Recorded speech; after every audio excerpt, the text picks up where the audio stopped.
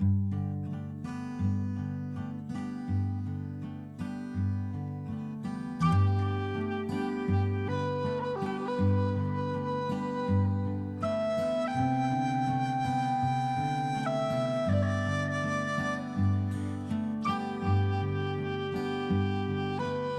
sommes en Blois pour visiter le château.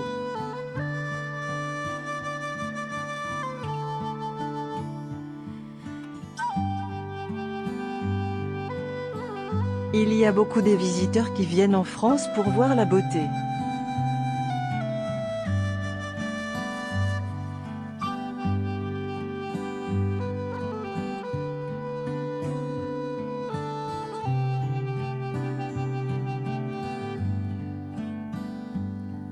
Le château nous accueille majestueusement.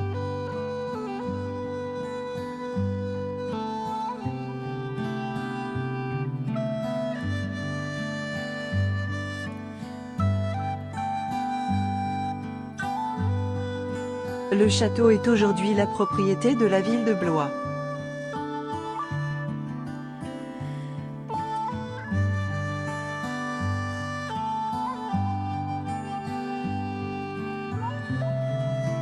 En attendant les billets, nous admirons la façade du château et les bâtiments environnants.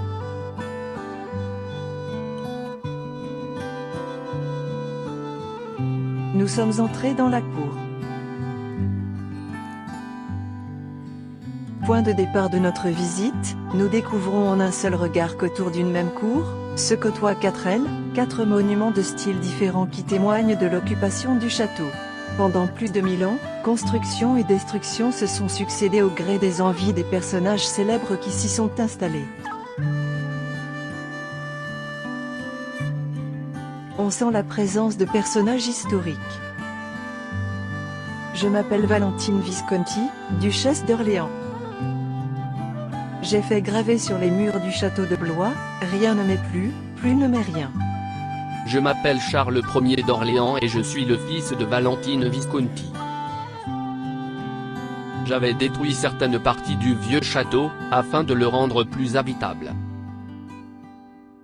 De la forteresse de cette période ne reste dans le château actuel que la grande salle, datée du XIIIe siècle, et la tour cylindrique du foie.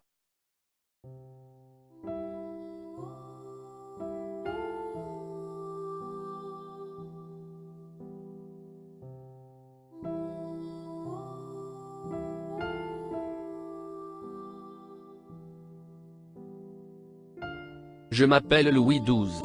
Je suis né au château de Blois en 1462 et devenu le roi de France en 1498. Le château est ma demeure principale, au détriment du château d'Amboise. J'ai entrepris une reconstruction du château. Le nouveau style sera nommé Louis XII, en alliant le style gothique flamboyant à des éléments appartenant déjà au style Renaissance. C'est royal, n'est-ce pas? Ma statue est à l'entrée du château. J'ai édifié également la chapelle Saint-Calais. J'espère qu'elle vous plaît également.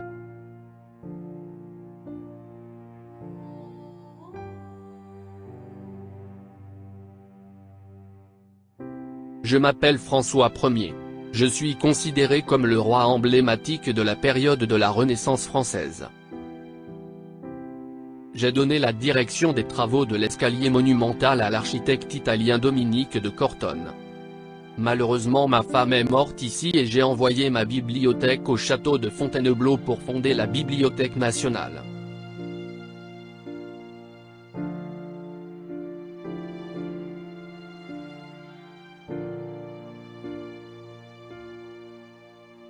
Je m'appelle Henri III et je suis le dernier roi de la dynastie des Valois. J'ai convoqué les États généraux dans la grande salle appelée salle des États.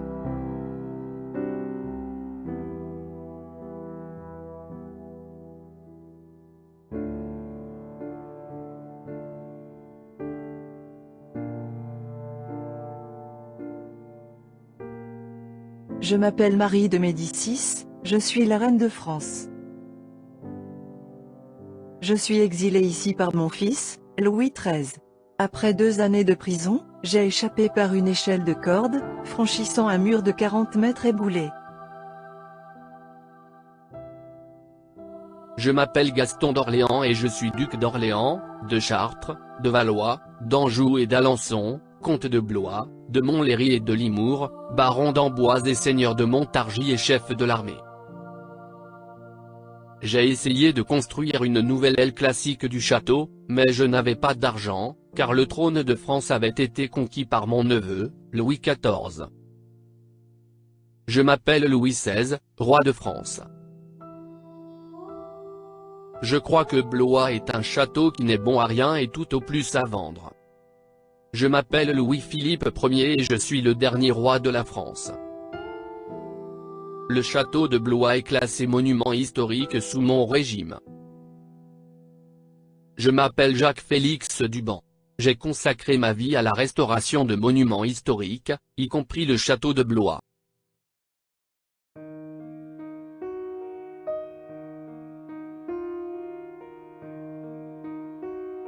La terrasse du Foie permet de profiter d'un point de vue exceptionnel sur la Loire et la vieille ville. On aperçoit notamment l'église Saint-Nicolas située en contrebas.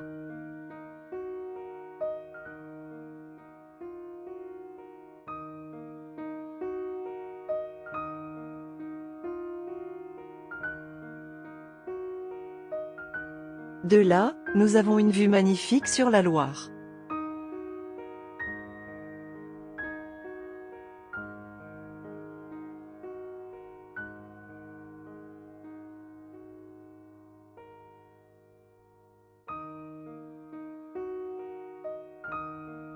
Au moment de la Révolution, le château est à l'abandon depuis 130 ans et les révolutionnaires, soucieux de faire disparaître tout vestige de la royauté, le pillent en le vidant de ses meubles, statues et autres accessoires.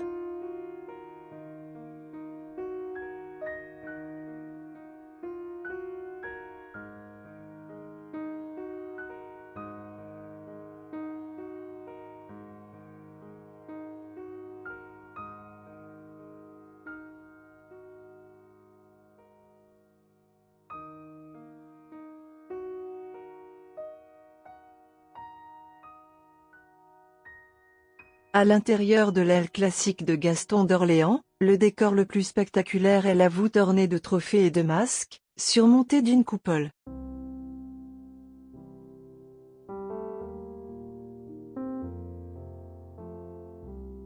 L'aspect actuel des salles de l'aile François Ier résulte des restaurations de Félix Duban qui a imaginé les décors d'un appartement royal à la Renaissance.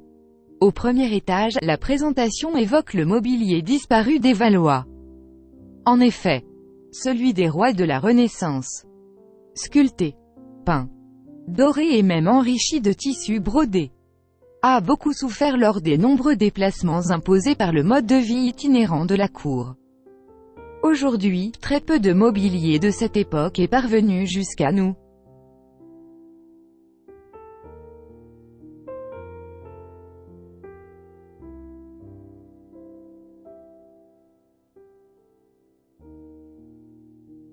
François Ier prend ses repas dans la grande salle des appartements. Souvent seul, parfois avec un ou deux proches ou hôtes de marque. Puis, il donne audience sous un dais et aime à discourir sur toutes sortes de sujets.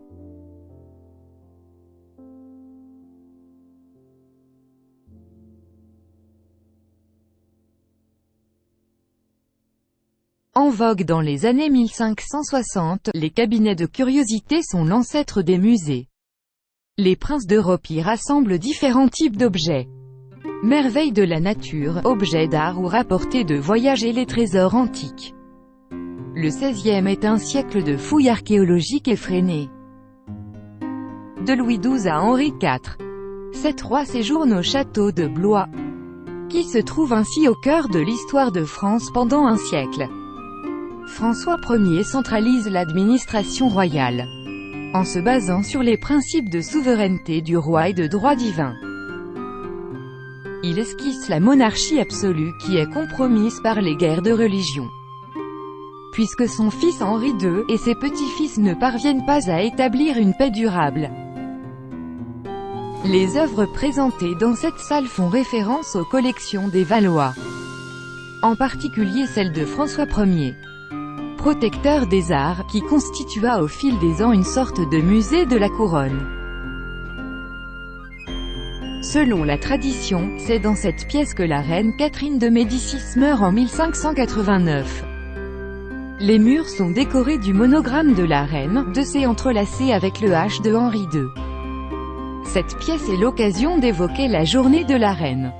Au lever, elle se rend à la messe puis reçoit des visiteurs. Le dîner achevé, la reine reçoit les ambassadeurs ou des hôtes de marque. L'après-midi, les femmes assistent aux exploits sportifs des hommes et peuvent monter à cheval, tirer à l'arc ou suivre la chasse. Mais le plus souvent, elles font la conversation, de la musique ou des travaux d'aiguille. Enfin, le souper public est régulièrement suivi d'un concert ou d'un bal. Dans le goût du studiolo italien, cette pièce est destinée à la lecture, au travail, à la poésie, la méditation, et aux collections. Le décor est constitué de 180 panneaux de chêne, sculptés, peints et dorés qui dissimulent 4 placards à mécanisme secret renfermant des objets d'art.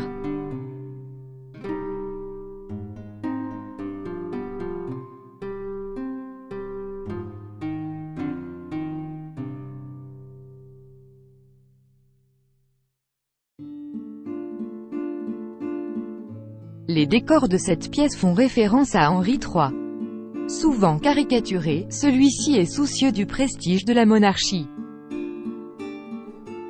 Il réglemente donc les usages de la cour en limitant son accès au roi, ce qui le sacralise, et servira de modèle pour l'étiquette de Louis XIV à Versailles. La taille impressionnante du lit présenté dans cette salle ainsi que son décor rappellent la fonction d'apparat de la chambre, plus qu'un espace de repos. Le roi pouvait aussi y recevoir, ou y discuter avec ses proches conseillers. Henri III s'entoure d'un groupe de favoris, les Mignons, qui constituent un véritable parti, dirigé contre les grandes familles, ce qui le rend impopulaire. La tradition dit que c'est dans cette pièce que le duc de Guise fut assassiné sur son ordre.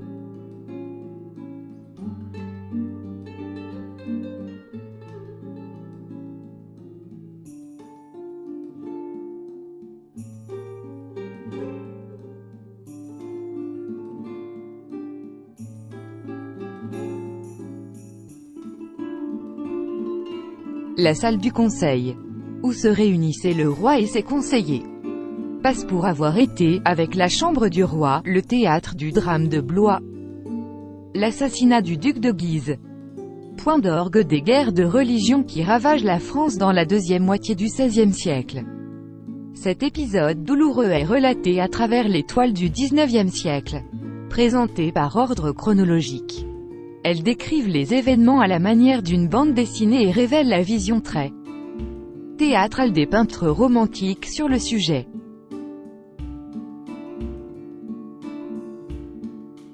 Dans cette salle, se trouve l'appareil photographique de Mieusement, un jeune photographe blésois, qui prend, à l'époque, plus de 4000 clichés pour la Commission des monuments historiques. Des copies de certaines de ces photos sont également présentées, vous permettant ainsi de découvrir le château au XIXe siècle.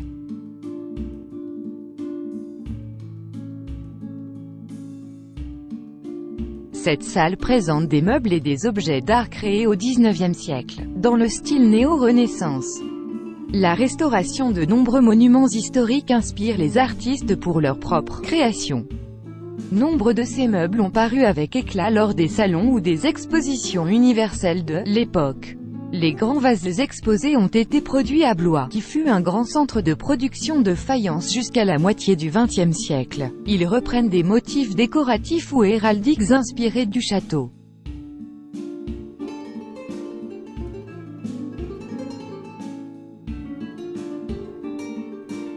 En 1843, Félix Duban fait du chantier du château de Blois un modèle pour la remise en état des autres monuments du Val-de-Loire.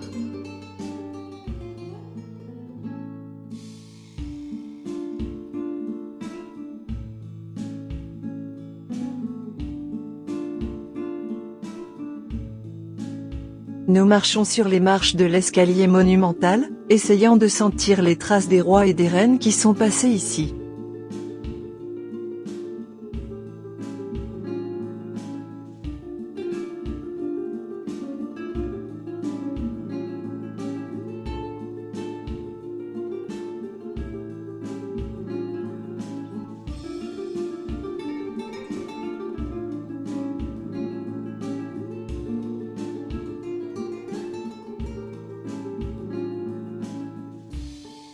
Cette grande salle médiévale, appelée aujourd'hui salle des États généraux, est l'une des plus grandes et anciennes salles gothiques civiles conservées en France. Aujourd'hui, dans cette salle, 6 écrans géants en accès libre, vous présentent l'évolution de l'architecture du château à travers les siècles grâce à des maquettes interactives en 3D.